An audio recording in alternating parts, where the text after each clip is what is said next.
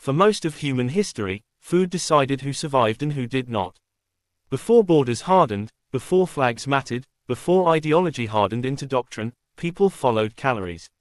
Grain routes shaped empires, salt preserved armies, rice fed dynasties, hunger toppled governments faster than rebellion ever could. And in the modern world, no relationship exposes this truth more clearly than the one between America and China. At first glance, these two nations appear to exist on opposite ends of history. America emerged from a continent that promised excess, wide land, low population density, expansion as destiny. China survived millennia under the opposite pressure: too many people, too little land, and a constant fear of shortage. These conditions shaped not only how food was grown, but how power was understood. In early America, food symbolized freedom. Land ownership meant security. To eat well meant you had succeeded. The national identity formed around abundance, not careful balance, not restraint, but growth.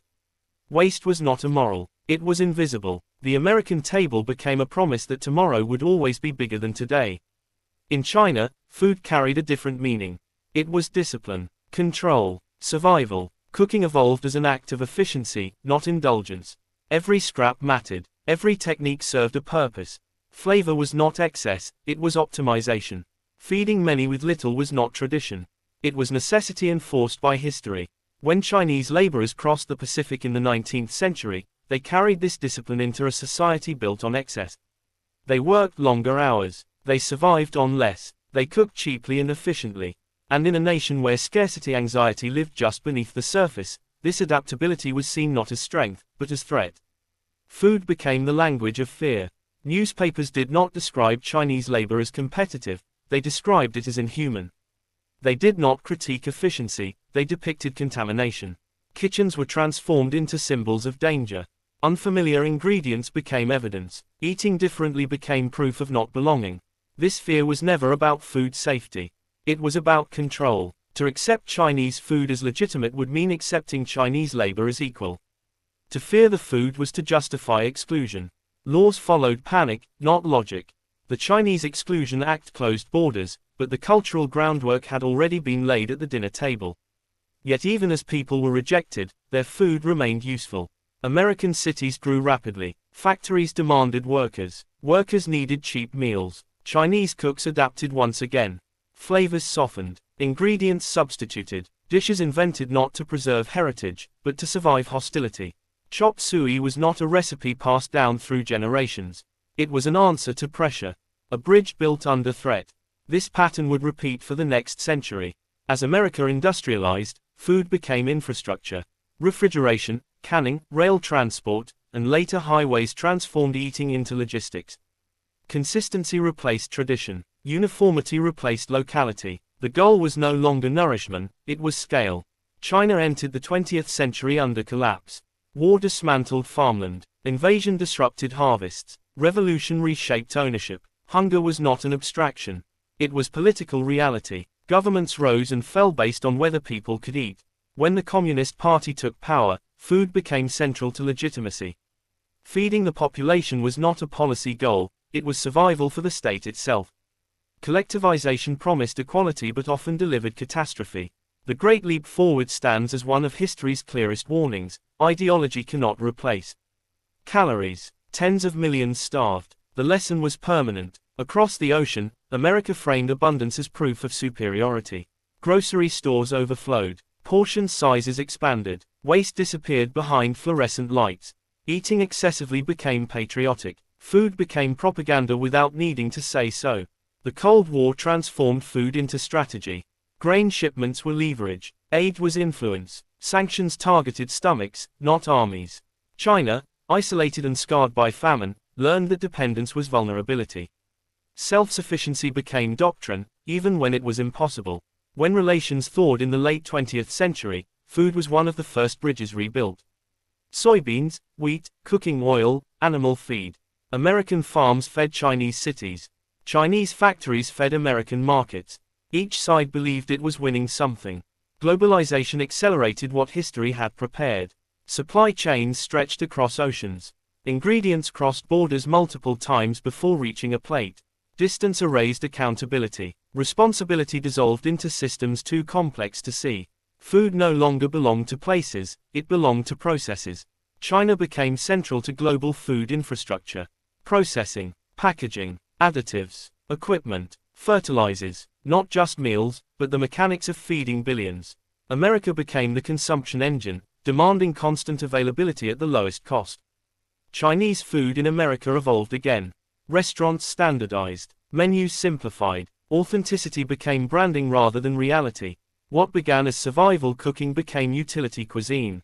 Fast, familiar, predictable, the system worked, until it didn't. Food safety scandals cracked trust. Trade tensions exposed dependence. Farmers realized their livelihoods were tied to policies decided continents away. Leaders rediscovered an ancient truth: food insecurity destabilizes faster than ideology ever could. Tariffs struck soybeans. Markets collapsed. Routes shifted. No side escaped consequence. Food revealed leverage on both ends of the chain. Then came the pandemic. Processing plants closed. Ships stalled. Borders hardened. Shelves emptied. Suddenly, abundance felt fragile. People noticed the system only when it failed. China tightened internal control. Stockpiles expanded. America debated resilience while relying on the same global flows. Today, competition has moved deeper into structure. Seeds, fertilizer, water, land, climate resilience. Whoever secures these does not need armies. Hunger persuades faster than rhetoric. Food has returned to its oldest role. Power. Every meal now carries history. Every bite reflects labor, policy, compromise, and fear. America and China may argue in headlines, but they negotiate daily through food. Through shipments, through contracts, through silent dependency. The question is no longer who eats better. It is who can afford not to be fed by the other. Because food remembers what nations try to forget. It records imbalance long before collapse. And when systems built on efficiency collide with limits, history does not negotiate.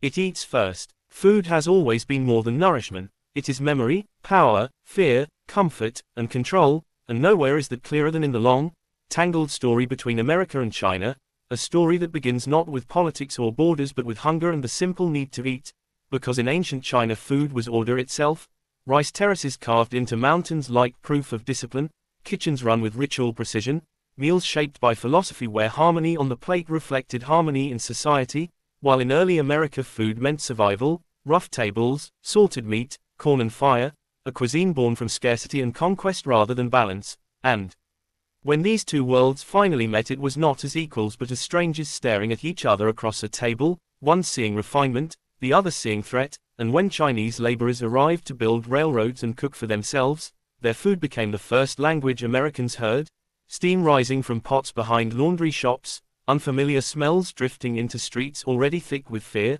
and because America consumed what it did not understand, Chinese food was altered, simplified, disguised, becoming chop suey and later takeout boxes, dishes designed not to tell the truth but to survive, while laws were passed to exclude the people even as their food was quietly welcomed, eaten behind closed doors, loved without respect, and during war the table briefly became a bridge, American and Chinese soldiers sharing rice and bread, flavors carrying friendship where words failed, yet peace did not last, and in the Cold War food turned ideological, abundance against scarcity, convenience against tradition, Chinese cuisine boxed, frozen, standardized to feel safe, while the cooks themselves faded into the background, invisible hands feeding a nation that still refused to see them, until globalization blurred borders again, ingredients crossing oceans faster than ideas, and a new generation began reclaiming what had been hidden, unfolding dumplings with grandparents' hands, restoring names to dishes that had been stripped of history, telling the truth that food is never neutral, that every bite carries stories of labor, exclusion, adaptation, and resilience, and as America and China continue to face each other across tables large and small, the real history is written not in speeches but in kitchens, where fear once dictated recipes, where survival reshaped tradition, and where today, finally, food has the chance to be what it always was meant to be, a shared human act that remembers the past while refusing to be trapped by it.